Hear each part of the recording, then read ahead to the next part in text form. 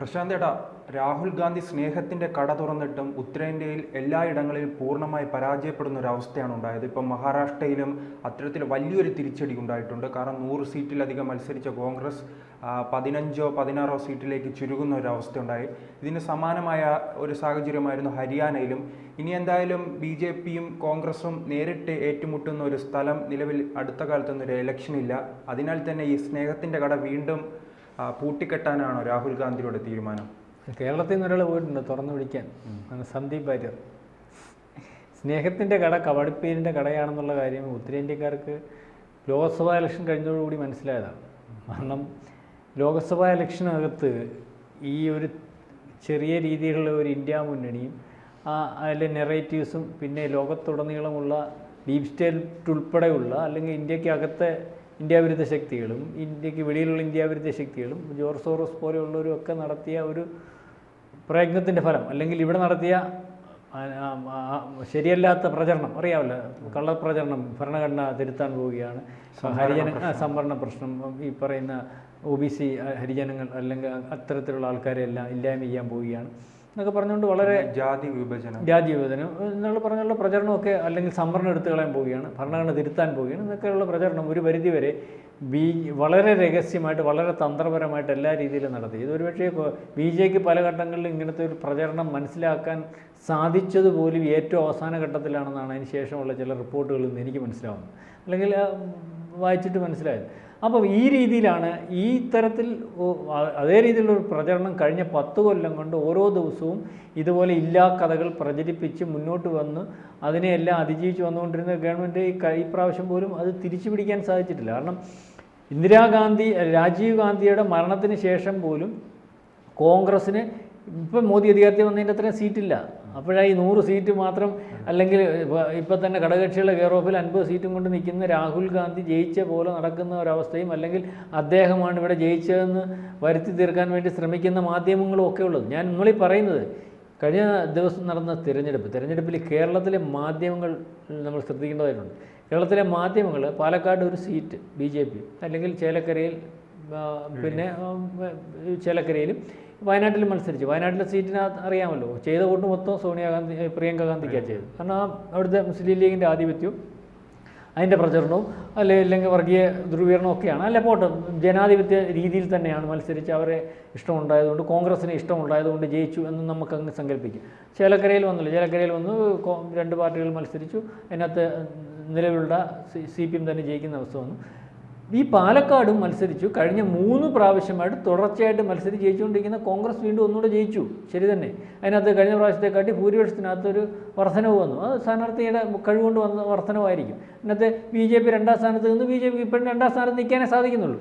ഇതേ രീതിയിൽ ചർച്ച ചെയ്യുന്നതിന് പകരം ഈ ഇന്ത്യയിലുടനീളം മഹാരാഷ്ട്രയിലും ജാർഖണ്ഡിലും, അല്ലെങ്കിൽ ഇത്രയും ഇതിൻ്റെ കൂടെ നടന്ന ഉപതെരഞ്ഞെടുപ്പുകളിലെല്ലാം മഹാഭൂരിപക്ഷം, ജാർഖണ്ഡിൽ JMM എന്ന് പറയുന്ന ചെറിയ സംസ്ഥാനം, നമ്മുടെ ഇവിടെ 150 സീറ്റുണ്ട്, അവിടെ 81 സീറ്റാണ് മത്സരം നടന്നത്.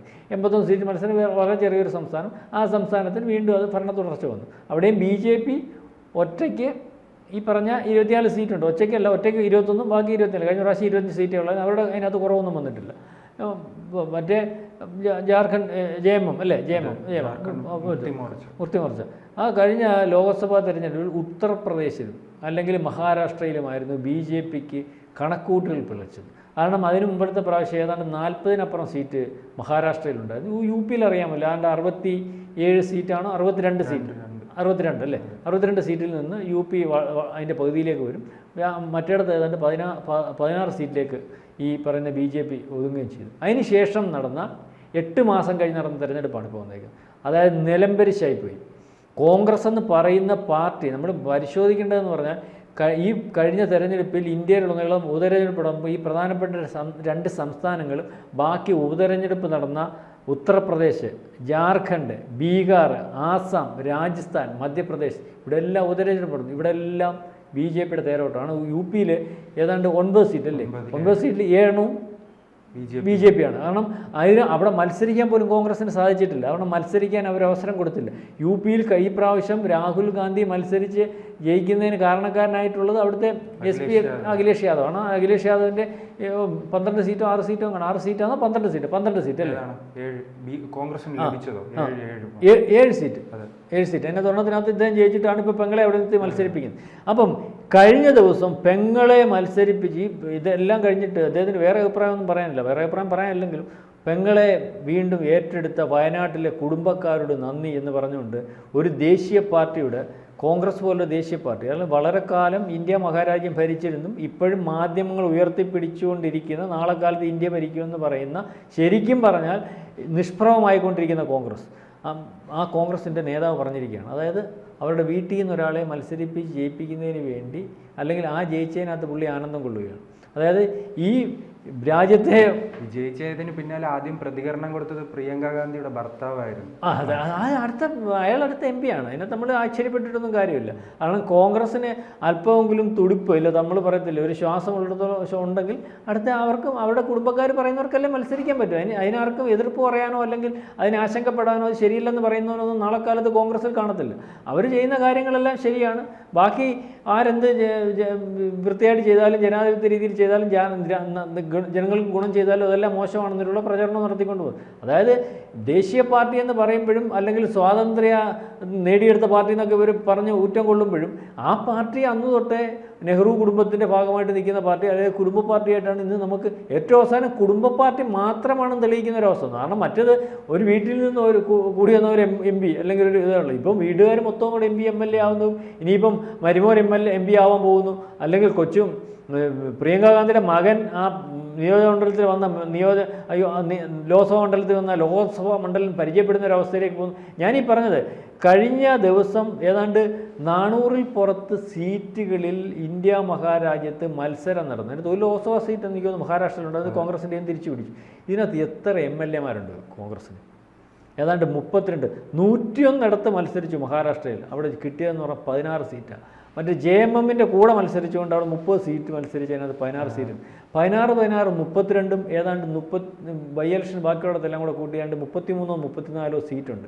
ഏതാണ്ട് 400-ൽ പുറത്ത് സീറ്റുകളിൽ ബൈ ഇലക്ഷൻ ഉൾപ്പെടെ കോൺഗ്രസ് മത്സരിക്കുമ്പോൾ ഏതാണ്ട് 34 സീറ്റിലേക്ക് കോൺഗ്രസ് ഒതുങ്ങുമ്പോഴാണ് ആ കോൺഗ്രസ് നാളെ കാലത്ത് ഇന്ത്യ മഹാരാജ്യം ഭരിക്കാൻ പ്രാപ്തമാണെന്ന് കണ്ട് പ്രചരണം നടത്തുന്ന മാധ്യമങ്ങളെക്കുറിച്ച് നമ്മൾ ചർച്ച ചെയ്യുന്നുണ്ട്. ഇവിടെ കേരളത്തിൽ ഈ ഇത്രയും ഇന്ത്യയിലുടനീളം BJPക്ക് ഇത്രയും മുന്നേറ്റം വന്ന സ്ഥിതിക്ക് ഈ മൂന്ന് ഉപതെരഞ്ഞെടുപ്പിൽ മത്സരിച്ചിടത്ത് ഒരു സീറ്റ് പോലും നേരത്തെയും ഇല്ലായിരുന്ന BJP, 2ാം സ്ഥാനത്ത് നിൽക്കുന്ന BJPക്ക് അവിടെ 2ാം സ്ഥാനം നിലനിർത്താൻ കഴിയും. ചേലക്കര ഉൾപ്പെടെയുള്ളിടത്ത് വോട്ട് വർധനയ്ക്ക് ഒക്കെ സാധ്യമാകുന്ന സമയത്ത് ഇവിടെ BJP ഇവിടുത്തെ മാത്രം തെരഞ്ഞെടുപ്പ് അവലോകനം നടത്തി ഇവിടുത്തെ മാപ്പറകൾ BJP പരാജയമാണെന്ന് വരുത്തി തീർക്കാൻ ശ്രമിക്കുന്ന ഒരു ശ്രമം മനസ്സിലാവുന്നുണ്ട്. അല്ലെങ്കിൽ ഇവിടുത്തെ കോൺഗ്രസോ അല്ലെങ്കിൽ മറ്റു പാർട്ടികളോ ഒക്കെ ജയിച്ചത് BJPയെ തോൽപ്പിക്കാൻ വേണ്ടി ബാക്കി വർഗീയ ധ്രുവീകരണമുള്ള SDPI പോലെയും ജമാഅത്തെ ഇസ്ലാമിയെ പോലെയുള്ള പാർട്ടികളാണെന്ന് അവരുറക്കെ പൊതുമധ്യത്തിൽ വിളിച്ചു പറഞ്ഞിട്ട് പോലും അത് മാധ്യമങ്ങളിൽ വാർത്തയാക്കാൻ നിൽക്കുന്ന ഒരു സംവിധാനത്തിൽ കൂടി പോകുന്ന മാധ്യമം. അതായത് നമ്മൾ മനസ്സിലാക്കേണ്ടത് ഇപ്പോൾ ഇവിടെ നടന്നുകൊണ്ടിരിക്കുന്നതെന്ന് പറഞ്ഞാൽ ഇവിടെ BJP തോറ്റതോ ജയിച്ചോ ഒക്കെ BJP പരിശോധിക്കേണ്ട കാര്യം നമ്മൾ മനസ്സിലാക്കേണ്ടത്. ഇവിടെ BJP ഉണ്ട്, കോൺഗ്രസ് ഉണ്ട്, മാർക്സിസ്റ്റ് പാർട്ടി ഉണ്ട്. ഒരു മാധ്യമങ്ങൾ എപ്പോഴും അവരുടെ സ്വതന്ത്ര നിലപാടാണ് എടുക്കുന്നത്. അവർ മത്സരിച്ച കാര്യം പറയണം, അവിടെ രാഹുൽ മാങ്കൂട്ടത്തിൽ ജയിച്ചെങ്കിൽ ജയിച്ചെന്ന കാര്യം പറയണം, അവിടെ BJPക്ക് എന്തെങ്കിലും കുഴപ്പങ്ങളുണ്ടെന്ന് പറയണം, അല്ലെങ്കിൽ കോൺഗ്രസിന് കുഴപ്പങ്ങളുണ്ടെന്ന് പറയണം, BJP വർഗീയ പാർട്ടിയാണെങ്കിൽ വർഗീയ പാർട്ടിയായിട്ടുള്ള കാരണങ്ങൾ ചൂണ്ടിക്കാണിച്ച് പറയണം, കോൺഗ്രസ് മതേതര പാർട്ടിയാണെങ്കിലും അല്ലെങ്കിൽ മതേതര സംവിധാനത്തിൽ നിന്ന് പോയിട്ടുണ്ടെങ്കിൽ അത് ചൂണ്ടിക്കാണിച്ച് പറയണം. മതേതര പാർട്ടിയാണെന്ന് കോൺഗ്രസ് പറയുമ്പോൾ SDPയുടെയും ജമാഅത്തെ ഇസ്ലാമിയുടെ ഒക്കെ പിന്തുണ പരസ്യമായിട്ട് മേടിക്കുകയും ആ പിന്തുണയ്ക്ക് വേണ്ടി നേതാക്കന്മാർ തയ്യാറാവുകയും അത് പരസ്യമായിട്ട് അവർ വിളിച്ചു പറയുമ്പോൾ ഈ മാധ്യമങ്ങളിൽ ഒളിച്ചു കടത്തുന്നത്. അതായത് ഈ മാധ്യമങ്ങൾ ചെയ്യുന്നൊരു കാര്യം എന്ന് പറഞ്ഞാൽ വളരെ മതേതര ജനാധിപത്യ സംവിധാനത്തിൽ കൂടി പോകുന്ന പാർട്ടി ഇപ്പം നമ്മൾ നോക്കുമ്പോൾ BJP മാത്രമാണ്. ബാക്കിയുള്ള പാർട്ടികളെ അവലംബിച്ചു പോകും. BJP ഒരു ഭാഗത്തിൻ്റെ ഭാഗമാണെന്ന് പറയുമ്പോൾ അത് പറയാനല്ലേ പറ്റുന്നുള്ളൂ, അത് തെളിയിക്കാനൊന്നും പറ്റുന്നില്ലെങ്കിലും. രാജ്യത്തിന് കുഴപ്പമാകുന്ന കാര്യങ്ങളെപ്പറ്റി ചർച്ച ചെയ്യുകയും അതിന് വിഘ്നം നിൽക്കുന്നവർക്കെതിരെ നടപടിയെടുത്തു പോവുകയൊക്കെ രാജ്യവിരുദ്ധ നടപടിയെടുത്ത് പോകുന്ന BJP ചെയ്തിട്ടുള്ളൂ. അല്ലാതെ BJP വന്നതിന് ശേഷം ഇവരാരും പ്രചരണം നടത്തിയപ്പോൾ ഇവിടുത്തെ മുസ്ലിങ്ങളെയോ അല്ലെങ്കിൽ ക്രിസ്ത്യാനികളെ നാട് കടത്തുന്നതിനോ അല്ലെങ്കിൽ മറ്റു കാര്യങ്ങൾക്കോ ഒന്നും നിന്നിട്ടില്ല. രാജ്യവിരുദ്ധ പ്രവർത്തനമായിട്ട് നിൽക്കുന്നവർക്കെതിരെ നടപടിയെടുക്കുന്നുണ്ട്. അത് രാജ്യവിരുദ്ധ പ്രവർത്തനമായിട്ട് നിൽക്കുന്നവർക്കെതിരെ നടപടിയെടുക്കുന്ന അത് ഒരു ഗവൺമെൻറ്റിൻ്റെ ഭാഗമായിട്ടുള്ളതാണ്. അല്ലെങ്കിൽ ആ രാജ്യത്തോട് സ്നേഹിക്കുന്ന ഗവൺമെൻറ് ആണെങ്കിലേ നടപടിയെടുക്കത്തുള്ളൂ. ഇപ്പം നമ്മൾ മനസ്സിലാക്കേണ്ടുന്നവരും കാശ്മീർ കഴിഞ്ഞാൽ ഏറ്റവും കൂടുതൽ ഈ ഫാബിയ അല്ലെങ്കിൽ പൊളിറ്റിക്കൽ ഇസ്ലാം അല്ലെങ്കിൽ തീവ്ര നിലപാടുള്ള ഇസ്ലാമുകളെ വളർത്തിയെടുക്കുന്നതിനും ആ വളർച്ചയ്ക്ക് വേണ്ട സഹായം നൽകുന്ന അടുത്ത സംസ്ഥാനമായിട്ട് നേരത്തെ ലിസ്റ്റിലുള്ള കേരളം മാറിയിരിക്കുകയാണ്. ഇപ്പോൾ തന്നെ PFIക്കാരുടെ നേരത്തെ ഒരു അറസ്റ്റിന് ശേഷം നമ്മൾ പരിശോധിച്ച PFI ഇവിടെ ഒന്ന് ഒതുങ്ങി നിൽക്കുന്ന ഒരു സംവിധാനം ഉണ്ടായിരുന്നു. കഴിഞ്ഞ ലോക്സഭാ തെരഞ്ഞെടുപ്പിന് ശേഷം അതിന് വീണ്ടും കയ്യും കാലും വെച്ച് വരുന്ന ഒരു അവസ്ഥ നമുക്ക് മനസ്സിലാവും. ഇപ്പോൾ കഴിഞ്ഞ ദിവസം വെല്ലുവിളിച്ചുകൊണ്ടൊരു പ്രകടനം അവിടെ നടന്നു. അവിടെ രണ്ടുപേരും മത്സരിച്ചു, രാഹുൽ മാങ്കുട്ടത്തിൽ ജയിച്ചു. സരിൻ്റെ ഉൾപ്പെടെയുള്ളവരെ ഭീഷണിപ്പെടുത്തുന്ന ഒരവസ്ഥയിലേക്ക് വീണു. ജനാധിപത്യ സംവിധാനത്തിൽ കൂടി മത്സരിച്ച ആളല്ലേ അയാൾ ഒരു CPM എന്ന് പറയുന്ന പാർട്ടിയുടെ ഭാഗമല്ലേ, അല്ലെ വേറെ പാർട്ടിക്കാരനെ അടിക്കാൻ ചിലരുടെ കാര്യമാക്കുന്നു. അപ്പോൾ ജനാധിപത്യ സംവിധാനത്തെ അവർക്ക് അംഗീകരിക്കാൻ പറ്റുന്നില്ല. അവിടെ ജയിച്ചു എന്നുള്ളതാണെങ്കിലും അവരെ ഏതെങ്കിലും രീതിയിൽ എതിർക്കുന്നതിനെയൊക്കെ കായികമായിട്ട് നേരിടാൻ ഇപ്പോഴും അവർ തയ്യാറാണ്. അതിന് വേണ്ട ഒരു സപ്പോർട്ട് കിട്ടുന്ന ഒരു സംവിധാനം മതി. അതിന് സപ്പോർട്ട് കിട്ടുന്ന ഒരു സംവിധാനം എപ്പോഴും കോൺഗ്രസ് ആണ്. ആ കോൺഗ്രസിൻ്റെ കൊടിക്കുന്നിൽ സുരേഷും KC വേണുഗോപാലുമാണ് ഞങ്ങളെ അധികാരത്തിൽ കയറ്റിയാൽ അടുത്ത 2024 ഞങ്ങളെ അധികാരത്തിൽ കയറ്റിയാൽ PFI ഉൾപ്പെടെയുള്ളതിൻ്റെ നിരോധനം മാറ്റിത്തരാമെന്ന് പറയുന്ന നേതാക്കന്മാർ ഉള്ളതുകൊണ്ടാണ് പാലക്കാട് പ്രകടനം നടത്തുന്നതിനും സരിനെ തടഞ്ഞു വെക്കുന്നതിനും വീണ്ടും SDPIക്ക് ഒരു കരുത്ത് അല്ലെങ്കിൽ അവർക്കൊരു ആർജമൊക്കെ ഉണ്ടാകുന്നതിനൊക്കെ സാധിച്ചു. ഞാനീ പറഞ്ഞത് ഇന്ത്യയിലുടനീളം കോൺഗ്രസ് തോറ്റപ്പോൾ, ശരിക്കും പറഞ്ഞാൽ കോൺഗ്രസ് പരാജയപ്പെട്ടപ്പോൾ, കഴിഞ്ഞ 2024 വന്ന ലോക്സഭാ തെരഞ്ഞെടുപ്പിൽ അവർ വ്യാജ പ്രചരണം നടത്തി ഏറ്റെടുത്ത വോട്ടുകളും സീറ്റുകളും ഒക്കെ ഇവിടുത്തെ ജനം തിരിച്ചറിഞ്ഞ് അവരെ തിരിച്ച് പഴയ പാളയത്തിലേക്ക് വിടുമ്പോൾ അല്ലെങ്കിൽ ജനം തിരസ്കരിക്കുമ്പോൾ ഇവിടുത്തെ മതമൗലികവാദികളുടെ വോട്ട് പിടിച്ച് ചില സ്ഥലങ്ങളിൽ മാത്രം ജയിച്ചു വരുന്ന കോൺഗ്രസ് മാത്രമാണ് ഇന്ത്യയിലുള്ളത് എന്ന് കേരളത്തിലെ ചില മാധ്യമങ്ങൾ പ്രചരിപ്പിക്കാൻ ശ്രമിക്കുന്നതും അല്ലെങ്കിൽ അത്തരത്തിൽ പ്രചരണം നടത്തുന്നതും നമ്മൾ തിരിച്ചറിയേണ്ടതായിട്ടുണ്ട്.